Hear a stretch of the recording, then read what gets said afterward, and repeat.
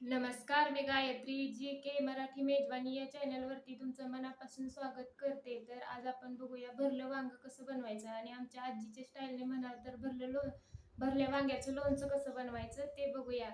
तर अगदी कमी साहित्यात आणि अगदी सोप्या पद्धतीने अतिशय चविष्ट वांग्याची रेसिपी ही आपण आज बनवणार आहोत. तर तुम्हाला ही रेसिपी कशी वाटली ते कमेंट करून कळवा, आणि तुम्ही जर आपल्या चॅनलवर नवीन असाल तर चॅनलला सबस्क्राईब करायला विसरू नका.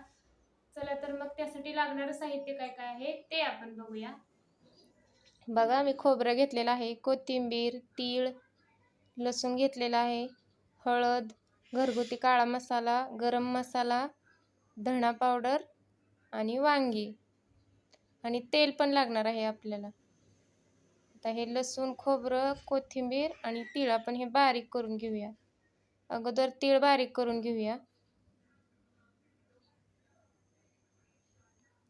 तीळ इकडे मी बारीक करून घेतलेले आहे. त्यानंतर लसूण, खोबरं आणि कोथिंबीर बारीक करून घेऊया.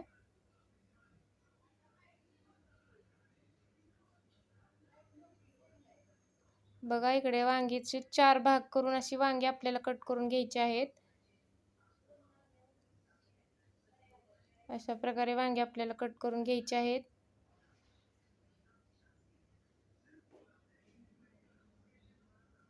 अशा प्रकारे 4 भाग करायचे वांग्याचे.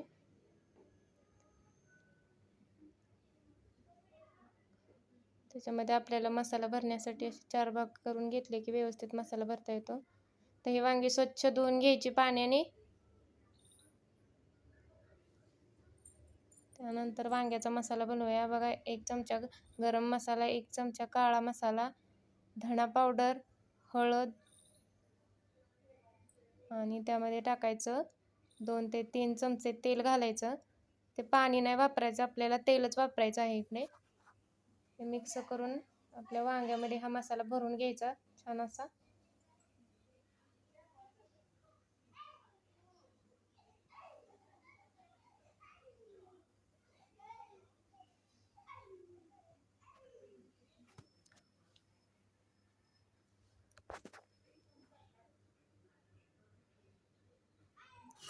बघा, इकडे मी सगळ्या वांग्यात मसाला भरून घेतलाय. आता गॅस पेटवते. त्यामध्ये तेल आपल्याला इकडे थोडं जास्तच वापरायचं आहे.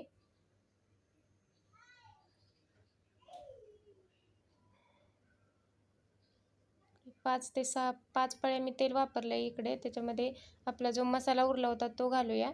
छान भाजून घेऊया हा मसाला.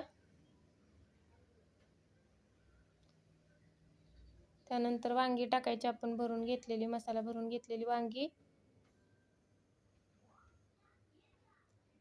छान मिक्स करून घ्यायचं.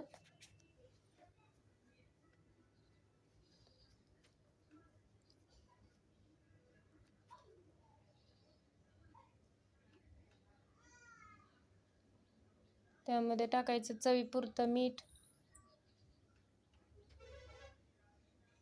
छान असं मिक्स करून घ्यायचं हे पण.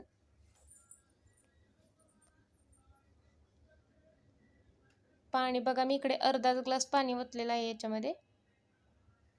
जास्त पाणी वापरायचं नाही. अर्धा ग्लासच्या पेक्षा कमी वापरलं तरी चालेल. बघा, आता याच्यावर मी झाकण ठेवून 1-2 मिनटं फुल गॅसवरच ठेवणार आहे, छान त्या पाण्याला उकळी येईपर्यंत.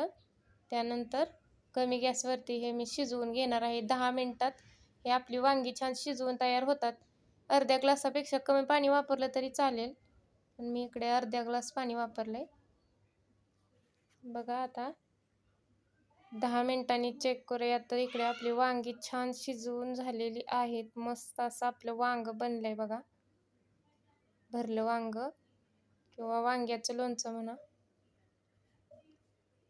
मस्त. आता ह्याला आपण सर्व करूया.